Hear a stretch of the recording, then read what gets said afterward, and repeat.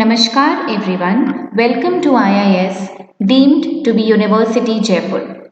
I, C. Priya Jain, welcome you all. So now you know about the time of supply, which we have already studied in the previous sections. From current module onwards, we will be studying about how to calculate the value of supply, as we know that there are always certain inclusions and exclusions which have to be added or subtracted from the value of taxable supply. After studying this chapter, you will be able to comprehend and analyze as to what constitute the value of taxable supply of goods or services when supply is made to an unrelated person, and price is the sole consideration for supply. Although there are various situations which deals under value of supply. So you can see this chart. There are different situations like supply made to unrelated person when price is the sole consideration. The other scenario is supply made to a related person. The other one, supply when price is not the sole consideration. And the last one, supply is a notified supply under section 15 subsection 5. So for the last three situations, value is to be determined by referring chapter 4. This is covered in CA final syllabus. So we are not covering this right away. We will be dealing only with the first situation, that is section 15 subsection 1, and the certain inclusions and exclusions under the transaction value. So before studying this section, let us first understand that what do you mean by related person. So when we talk about related persons, I think you have understood and you have seen there are two types of words which are usually seen under the Goods and Service Tax Act. One is related persons and the other one is deemed person. There is a vast difference between these two terminologies. When I talk about related person, it denotes such persons are officers or directors of one another business. Then what it means, one another's business? That I am holding the position of officer in one of the company, and that company's person is holding a position in my company. It could be the position of officer, it could be the position of director. So we both are exchanging the positions in each other's company. Then it simply denotes that we both are related persons and hence our organization becomes a related person. The second situation is such persons are legally recognized partners in businesses. So now if we are partners, then it is definitely a situation of related person. The third situation, such persons are employer and employee. This is one of the biggest seen situation which you usually see, that employer and employee, they both are covered under the definition of related persons.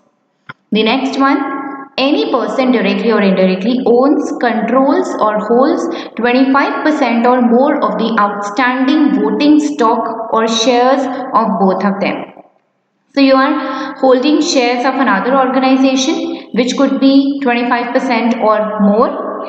This stake could be a direct stake or it could be an indirect stake. Now what does indirect stake denote? It means that you, your spouse, your children, your family members, that is your blood relations, you all continuously, you all in a combined manner are holding 25% or more shares of another organization. The next one of them directly or indirectly controls the other.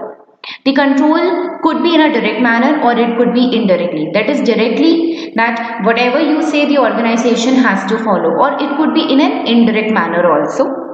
Next, both of them are directly or indirectly controlled by a third person. So you both are not controlling each other, but there is a third party. That third company or party or individual is controlling both the organizations.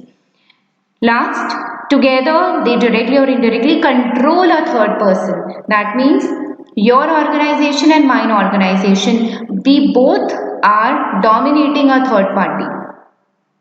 Or the last one, they are the members of the same family. So if you are the family members, then it also denotes a related person. It is just like if we see employer-employee relationship, partners, and the last one, family members. So we can have a repetition of related person definition again. You are officer or director of one another's business. You are partners. There is a relationship of employer and employee. You are the member of the same family. You both are being controlled by a third party, or you are controlling a third party. You along with your family members, it could be a direct or indirect control where you are holding 25% shares or more shares of another organization. So this is the basic definition of related person. I'm telling you that you should remember this definition and you should memorize all these points. Now let's talk about our another definition of deemed person. So now when we talk about deemed or distinct persons, as per section 25 subsection 2 of GST Act, every person shall obtain one registration per state. Therefore, when two units of the same businesses have taken different registrations, then they will be deemed as distinct entity or persons as per GST law. So remember this thing, two units of same business. That means one single person, but there are two units and you have obtained registration of both the units. So now these two units will be considered as distinct entity or distinct persons even though the owner is same. So this is the definition of deemed or distinct persons, and we have also understood the definition of related persons.